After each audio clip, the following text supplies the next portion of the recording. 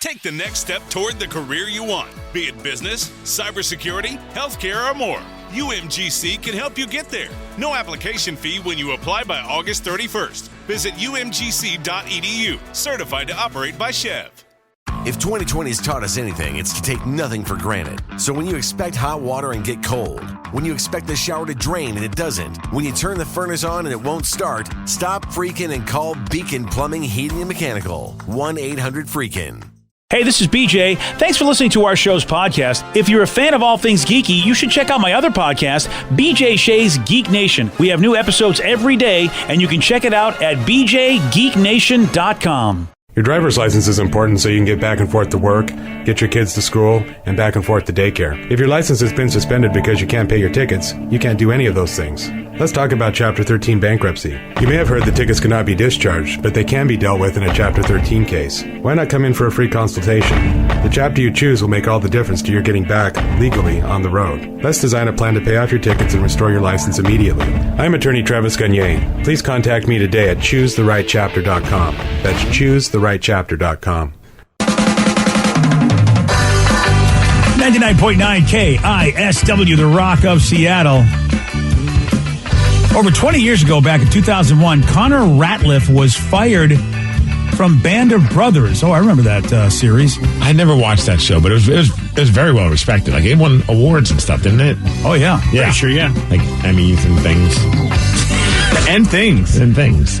And the reason that Connor was fired from Band of Brothers is because Tom Hanks thought that he had dead eyes. And it was an episode that Tom was the director, and Connor launched a podcast a few years ago called Dead Eyes. He's like, hey, you know what? I'm going to go with this. And the backstory about this podcast is it's almost like it just reeks of, like, in a fun way, bitterness. Like he sounds like he was like so upset about the fact that he got fired from this gig, got called Dead Eyes. He's had all the former cast members of Band of Brothers on and brings up this story. He even had Tom Hanks' son on and brought up this story about him getting fired by his father. And that's how Tom found out about it and then agreed to come on his podcast.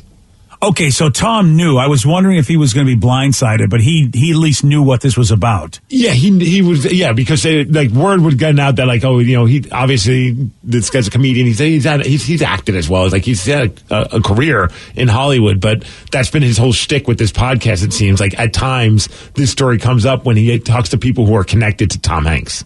And so, yeah, like Steve said, on the latest episode, he finally got Tom Hanks as a guest, and of course, had to bring it up to Tom. Dead eyes. Does that feel like something you'd say? Yeah, because it's been said about everybody. In the inner sanctum of whatever this casting session was, I'm sure I said, I don't know, man, that guy's got dead eyes. I could have said, he's got too blonde a hair. I could have said, he's too short and slight. He doesn't look like a pear. I could have said any of these things. And they would have been true, and they would have been the opinion. So with that, whoever communicated to you what was said in the inner sanctum should have their kneecaps broken, because that is not allowed. It's not quotable there. It's off the record. I don't know if this will help. Oh, that's my headshot. These are not dead eyes. Can I just say that right now from this 8x10 black and white? Absolutely. I don't get it. I love that Tom was just like, I probably said it, but you should have never heard. He's right. Absolutely right. I mean, you know, you say things when you would never say to somebody's face because you don't want to hurt their feelings. But yeah, of course, I mean, I have said things about people that we've interviewed that, you know, wanted the job or whatever. And there's things that I would have said about them that I said to others, but not to their face. I don't want to hurt their feelings, but it's like, no, we don't want that person because of something. Yeah, I can kind of picture, like, Tom's like, that guy, we got to get rid of him. Why? Something about his eyes. He's got dead eyes. He's got dead eyes. I mean, you know, it's, again, for somebody to say that, wow, they must have hated Tom. Everybody knows he's right. Everybody knows you don't say that to somebody. You just go, you know what, we've got somebody else for the part, but thank you. That's all you say. Either hated Tom. There's actually a few options. I feel you could either hate Tom and dimed him out for that. You could really dislike this with Connor guy, and you just really wanted to make him feel it. You know, have like the grenade in the back of his head that's going to sit there forever, yeah, which obviously it has. Or you really liked Connor, and you felt terrible about it. You're like, dude, Tom and you wanted to be honest with him. Yeah. I don't know which way you go, yeah, but I feel like it could have been yeah. any of those three options. Yeah, I feel like, look, I know people don't like to be the bearer of bad news, and that sucks because it's usually you didn't make the decision, but you're the one that has to tell them we're not going to use you. You might be right, Stephen. They might go, you know what? I like you, dude. This is BS. Here's why. I mean, man. Sometimes being told why, it does, like, it's like it's nice to find out why, but sometimes you're just like, because clearly this is stuck with this guy to the point where he named his podcast Dead Eyes. Yeah, you don't need that story. See, you don't need to know why. You just need to know you weren't the right fit. That's all you really need to know. And how about this is the first, I think, negative story I've heard about Tom Hanks. But still, he comes off very likable while he's telling the story. Yeah, right? He was still he's going to break somebody's kneecaps at the end, yeah. How about he says he wants to break somebody's kneecaps and he's still likable? You're right. It is like this guy can do no wrong. He was willing to go on the podcast to even talk about it. That's something that's a stand-up thing. I really have no itch. I don't know how anyone could be mad at Tom about any of this. Yeah, and I think Tom is completely reasonable. It's like, look, we're all human beings, and you say things that you wouldn't want somebody applying for a job to know. And I do love Tom. He's like, you can tell he's like, I don't remember any of this, but I'm not saying that you're wrong, which I thought was cool. Like, because sometimes like people hold on to like these grudges. And then they tell you, and you're like, I've had that with some listeners where like, this guy's just being a troll on me. I'm like, what's your issue? He's like, you, back in like 1999, you said this about me. And I was like, bro, like, if it hurt you this bad, I'm sorry. But like, I don't even remember the story. And I was like, it doesn't even sound like something I would have said. I'm not even sure what the hell you're talking about. But that never works, by the way. The way, like it's never a good thing when the person who's held on to that realizes you don't even remember. Like that's like then they go, and I'm insignificant too. I know, but it's like, oh yeah, but you're right. It's like you're never going to remember it the way they do. Right, because it affected them, and then but that guy he continued to be a douche. I'm like, look, man, what do you want from me? Like, I don't even know what the hell you're talking about, and you're still mad. And when I said, hey, if it hurt you, obviously I'm sorry. He's like, oh, now you're just backing down. I'm like, no, I don't even know what the hell you're talking about. Now you're just backing down. Like, what am I supposed to do? Fight you? Like, what is this guy got? I do not have this energy. I'm sorry. Like, yeah, I'm moving on. It's like, yeah, dude. I mean, what do you want? You've been muted. Yeah, seriously. It's like, man, come on. I'm just a radio moron. What are you doing? Right. In this clip, Tom and Connor talk more about Tom firing Connor. I'm trying to go back, and honestly, I have no recollection, but I have very few recollections of any day in the course of directing that because it's just such utter chaos. Yeah. But I'm trying to figure out what possible rationale I had for making a change in a role that only shot for one day. I'm flummoxed as to why I even bothered saying, let's go in a different direction there. I don't get it. My bad. When I watch the scene, I don't imagine, well, this scene would be better with me in it. Band of Brothers won the Emmy for casting. I look at the scene when it aired, finally. The first thing that I noticed was there was a height disparity in the shots where Adam Sims, the actor who plays the role of Private Zelensky, is significantly shorter than the other actors in the scene. Okay, that might have been a reason. There's a cinematic a visual there that probably I was going for. Well, I mean, even though you have no recollection of the actual none whatsoever. in the very vagaries of directing something, a moment of insanity like that happens really, really, really quite often. And I'm sorry that you were the butt of it. I mean, I think it all sounds reasonable to me. It's like, Tom is like, and I think we want the shorter guy, or we want somebody else. I mean, I don't see how that's unreasonable. I mean, and this guy, like you said, Steve, he's held on to this for so long, hopefully just for comedic purposes, but I don't know. He sounded nervous talking to him, though. Yeah, I feel like it's more than just comedic purposes, or, I hope he's been able to parlay this into something fun. I hope the podcast is successful for the guy, but it's like, dude, I mean, how do you not know that these things are just what these things are? Have you ever held on like a grudge on someone for like an absolute stupid reason and they have no idea that you do? Yes. Oh, yeah. I thought about that. Recently I had that moment in my head because there was like a local drummer that gone on to like have like some really good success. Like he's played with some very prominent bands over the years, right? It's Matt Cameron. No, I'm kidding. But and I remember many, many years ago, he was in a small band, and my band were playing around the same time. This is back when websites had like message boards. I don't know if you remember that. Oh, I remember the message boards. Like the guest book. Oh, the old days before social media where you could be trolls on that. Yeah, exactly. And he wrote this long thing that's like crapping on our band and like saying the only reason why we're having success is because of me on the radio and I'm a crappy drummer. Such a like a bitter, like, some people are bitter to see anyone have any success, even though in long run he had way more success than us. But like at that time, he was such a jerk, and I held that against him for like forever. So like whenever I see him playing with some bands with friends, I'm like, screw that band now. I hate that band, hate that drum. I finally hit a point where like it was a few years ago where I'm like, I'm mad at a guy for something that he said when he was like 22. Yep. And he doesn't probably even remember doing it. And I'm sure if I brought it up to him, because everyone has nothing but great things to say about it, he'd probably be like, my bad, I was in a different place. Like all of us in our 20s.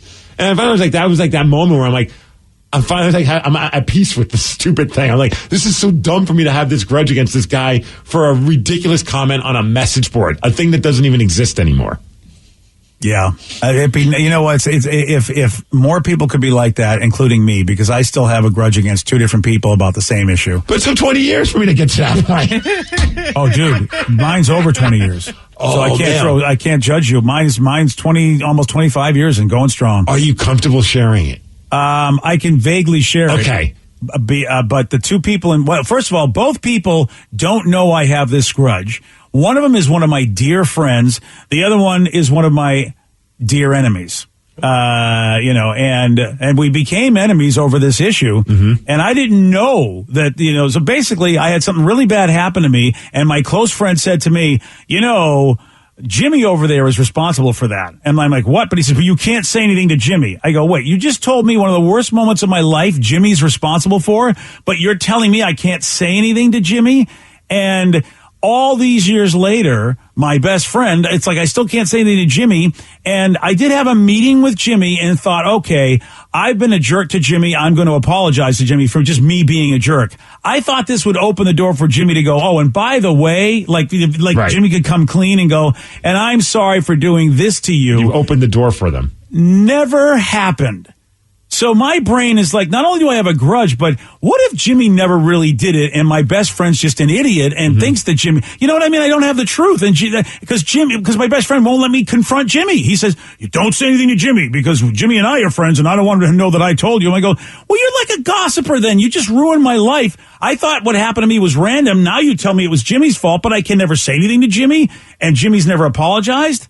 And I've apologized to Jimmy, and Jimmy's not said a word to me. Oh, man. And I'm still holding on to this grudge. I don't want to hate Jimmy, but I hate Jimmy. But you said this, like mine was a dumb thing. Like this sounds like this was this was bigger than just a guy crapping on your band. Well, yeah. I mean, though I would say, Steve, that I mean, if I was in your shoes, I'd be pissed too because your band, you're proud of what you do, and for someone to say that the only reason you have success is because you had help from something else, as opposed to you guys were just good, I could see you being angry at that. I would be angry at that. Yeah, but still, like in the grand, like I feel like you got to go beat up Jimmy first. Yeah, first. Oh yeah, well, Jimmy, and the problem is that.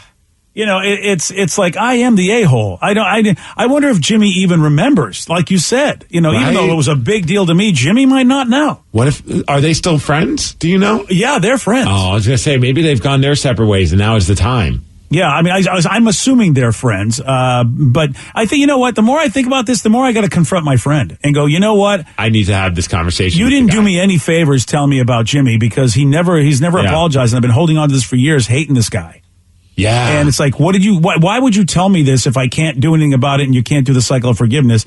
And I might tell my friend to talk to Jimmy and go, you need to talk to Jimmy because I've apologized to Jimmy and Jimmy's never said one word to me. I feel like he owes me an apology. You guys should go on Dr. Phil. And just, I love this plan. Or start a podcast called I Hate Jimmy and then invite Jimmy on it. Yes. And confront him. Now and have Tom Hanks there to make it easier. Now, there was somebody else involved. Let's call her Jenny. And Jenny apologized a long time ago. And Jenny and I are fine. Did Jenny say that Jimmy said something? Jenny just talked about Jenny. She didn't bring, which by the way, I think was really responsible of Jenny. She didn't bring anybody else into it. All Jenny did was just talk about her involvement in it. And I will tell you this. It was so nice to get an apology because Jenny was like, I had no idea that this would be so hurtful to you. That's on my bad. She said, I felt justified in what I did, but I didn't want to hurt you that bad. And I'm like, you know what, Jenny? Thank you for the apology. I get it. Everybody does what they do. Jenny and I are fine. But Jimmy, I still he's never been accountable. And I'm like, F you, Jimmy. Yeah. I don't like Jimmy either anymore. Yeah, but Jenny's awesome. Jimmy You'd Eat like World, I'll never listen to that band again because. Yeah, don't eat you. Yeah. So now you know who it is. It's Jimmy. He ate the world, and I was pissed about it. Well, how could you eat my world, Jimmy? How I saw could you do that? Danny and Vicky laughed when we said about grudges. I was wondering if they had anything grudge-wise. Mine is the dumbest. You thought you were... No, mine is literally the dumbest thing. I'm holding a grudge from second grade when I told a girl, and she has a very unique name, so I'm just going to call her Sally. When I said, Sally, I like your shirt, she says, thanks, I know, and walks away. And I've just hated her ever since. And she's never done anything. Wow. In high school, she was she was the rudest person I have to this day encountered. Let's check with Pat on this story. That may have been the most pointless story ever told. And my best friend used to work with her. She's like, she's the nicest person. And I remember in high school, she had this air about her. Why she said, thanks, I know? I know. She just always, her and her mother had this air about her because her mom was very involved in the school of, I'm better than everyone. Like the way she would talk to you, the way she would dress. And so she's never said or done anything in my eyes to redeem herself. So in my head, since second grade, she's still a bitch.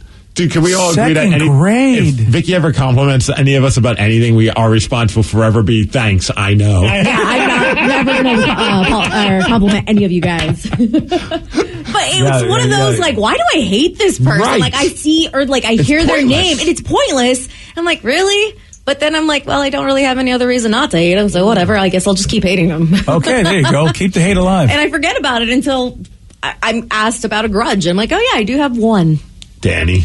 Not anymore. You know, I feel like I've I wish you a happy birthday on Facebook. Oh, yeah, that was a rough one. I've given up on that friendship though. Just you still haven't talked to that person. No, since. he hasn't talked to me. So at that point, that's it. No, I think it's over. But for the longest time, I did have one, and it was pure jealousy. And I think this is where self-reflection came for me. But it was because I worked with this guy at Hot Topic, and all of the girls loved, like every girl that came into that damn store. He would always get numbers. He'd be hanging out with them on weekends, and none of them would ever look at me. And I was just like, I hate this guy. Was his name Jimmy? I think his name was Kyle. Kyle. Oh, wow. All right, we're going to dime out Kyle. Yeah, At least we came up with fake names. You're diming him right out. His name's Kyle, and I hate him, and he probably stills in Albuquerque. No, and he's probably still having sex with all the cool girls. Yeah, all the cool girls. Damn. That go to Hot Topic.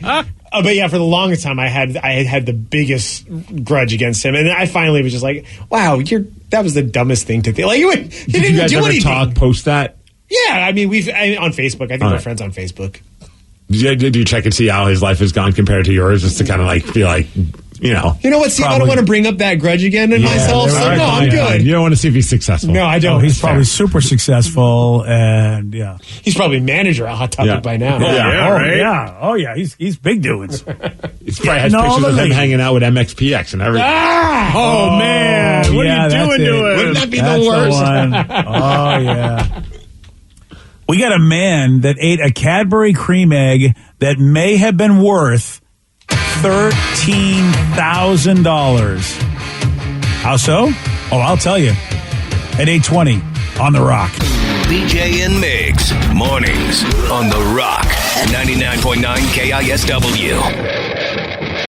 Everything is better electrified. Like the guitar, toothbrushes, or cars. And Hyundai has the widest range of electrified vehicles on the market, including the first ever Tucson and Santa Fe plug-in hybrid EVs. You can use electric when you want it or gas when you need it. It's your journey. Evolve it beyond the pump in the 2022 Tucson or Santa Fe plug-in hybrid EVs. Visit your nearest Hyundai dealer or learn more at HyundaiUSA.com. Call 562-314-4603 for complete details. Take the next step toward the career you want, be it business, cybersecurity, healthcare, or more. UMGC can help you get there. No application fee when you apply by August 31st. Visit umgc.edu, certified to operate by Chev. A burst pipe at 3 a.m. is a bad way to start the day. A cold shower in November isn't invigorating. So before you start freaking, call Beacon. Beacon Plumbing, Heating, and Mechanical is just one call away 24 hours a day. 1-800-FREAKIN or beaconplumbing.net.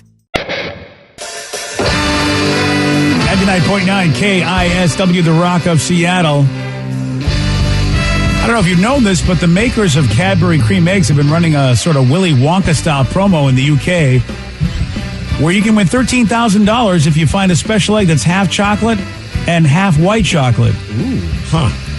Sounds delicious. Yeah, right? Yeah, they hit about 150 of them in various stores around the UK. Only 6 are worth that much, and the rest are worth lesser amounts. And they look normal until you unwrap them, and then there's a number inside you have to call to see how much you won. Now, some guy claims he found one the other day, ate it without knowing about the contest, and threw the wrapper away in a random trash can. Dude. Well, so how does he know he won it then? Yeah. He says he heard about the contest a few hours later and never went back to get the wrapper. He would have had to dig through the trash to find it, and there was no guarantee he'd win big money, so he'll never know. I'm sorry, if I think I could win $13,000, I might swing by, get some rubber gloves, and go to town in that garbage. Yeah, right? Yeah, don't bother, because Cadbury says right on their website you have to not eat the egg. You cannot eat the egg to win the money. Yeah. Are they going to reimburse me with a new egg then? Because I bought it to eat it. Yeah, right? Well, then I'll get $13,000, but you also should give me an egg I can eat. Okay, I feel like that could be the deal breaker. You might have to walk away and go, no, to keep your $13,000 if I don't get a new egg. I haven't had a Cadbury egg in maybe 10 years. Yeah, I used to love them. Yeah. Don't love them anymore. Same. They were my favorite when I was a kid, and then for some reason I see them and I'm just like, yeah, I don't need it. You grew up is what happened. Ouch. Yeah, it's weird how some listener right now that's like 50 is eating those and like, screw you, Rev. Probably, and you know what? Good luck with that. You can eat them all. It is weird, though. I mean, it is weird how my taste buds have changed, unless they've changed the way they make them, which I wouldn't be surprised because, all the good stuff doesn't necessarily taste like the good stuff anymore because, profit, capitalism, and all that. But it's weird how I don't like them anymore. So what's the cream taste like in the inside? I can't even remember. Almost like a weird, egg white thing.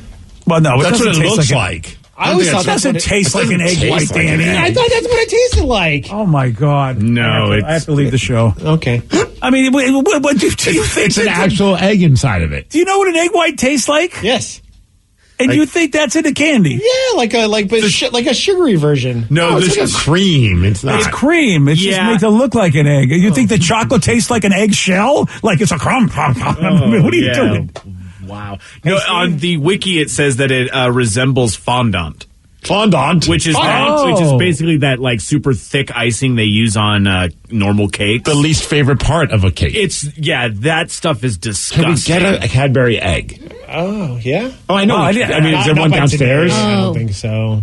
So it resembles fondant. I would have never because fondant's a little harder, but I guess maybe in its liquid form, it somehow stays liquidy in the egg.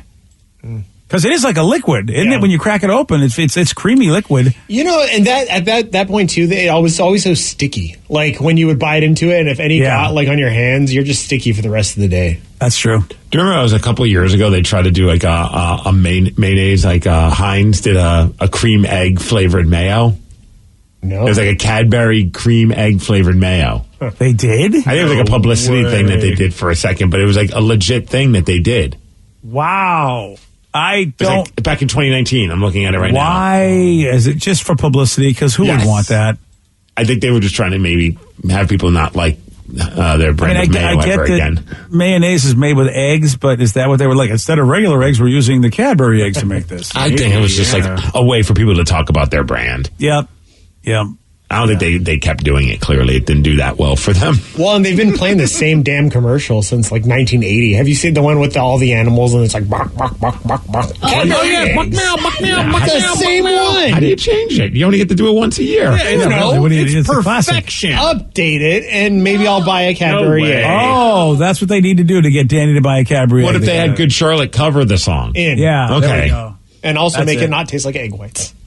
So it says it's caramel that's inside of it. It is? Is that true? Because if so, I need to have one now. I think they have caramel one. Like I think they have different ones, or they did. Well, maybe they do, but that's a white cream with and maybe some yellow food coloring to make it look like a yolk, but that's not caramel in there. Unless they do different flavors. Maybe they have a caramel flavored. Yeah, that I wouldn't know. That I want. Yeah, that I don't. Caramel Cadbury egg. No, I'm okay with that. Okay, well, then you're okay. You're going to be back in the contest, or do you still need your free egg? I don't care about this contest. I just want to eat chocolate right now. Oh, okay. Well, so you don't even want the 13,000. You just want the egg. I want the 13,000, but I just. Oh, you do want? Well, all right. Well, all right. So, I mean, I'm just trying to I'm trying to negotiate for you because I'm going to have to go to Cadbury with your demands. I just need to know what you want. So it says my wife's that it's like holiday crack for her. She's a junkie for those things. Yeah, I used to be the same way. I don't know what happened. I want to like them, but man, it feels too sweet. Maybe that's what it is. It just feels like, okay, this is too much. Well, I think next time I'm at a store where I see one, I'm getting one. Just to see. Yeah, let us know you how do it it. tastes, You get 'cause one. I don't want one. All right, I'll FaceTime you guys while I eat it. Yeah. Make sure you get it all over your face because, that's the way you're supposed to do it. No, I'm doing that on my OnlyFans. I'm not going to do that for free, guys. Okay, fine. Gosh. Wow. Well, this is a piece of memorabilia that's very, very old. The oil can that Dorothy used to save the Tin Man and the Wizard of Oz going up for auction later this month. Has everybody seen the Wizard of Oz? I mean, right? Yeah, mushrooms with Pink Floyd's Dark Side of the Moon. Plenty times. Nice. You have. I would imagine that, Generation Xers, yes. Gen Xers have seen it. But with millennials, I don't know. I mean, unless your baby boomer, Gen X parent shows you, I mean, it was a staple. It was always on every year. And I don't know if people are still running it the way they used to on all the television, like TNT or something. I don't feel like I've ever sat and watched the entire thing in one sitting, but I've seen bits. I've seen all of it, but in bits and pieces. It used to give me nightmares when I was a kid, but it's a creepy movie. Yeah. Oh yeah, it's very creepy. It wasn't even the witch necessarily. It was more like the lion. Like it looked too human, but then it was like an animal, and for some reason I just had nightmares about it when I was a kid. Yeah, it was great. That was a great makeup job for 1939. I mean, there was so much about that movie that they did so well for that time. And I think the first movie that was in color, right? If I'm not mistaken. I mean, that was the whole idea. Color. Yeah, well, I know they had that moment where it starts in black and white and spoiler alert switches to color. I think you might be right. Yeah, which imagine how epic that was if you're in the movie theater, and that was, and you see that happen, and the screen just lights up with all those colors. I mean, you've never seen it because all you're used to is black and white. How cool is that? Man, to have been alive for that would have been amazing. I thought you were. Well, I was a tyke, I don't remember much about it. How about the oil can, though, which, if you don't remember, but, when they meet the Tin Man, he's completely frozen up because, he's rusted. Yes. And so she gets the oil can and she starts squirting him and then he's able to, come back to life. Oh, she starts squirting him, huh? Yeah, she does. Just like a Cadbury egg all over him.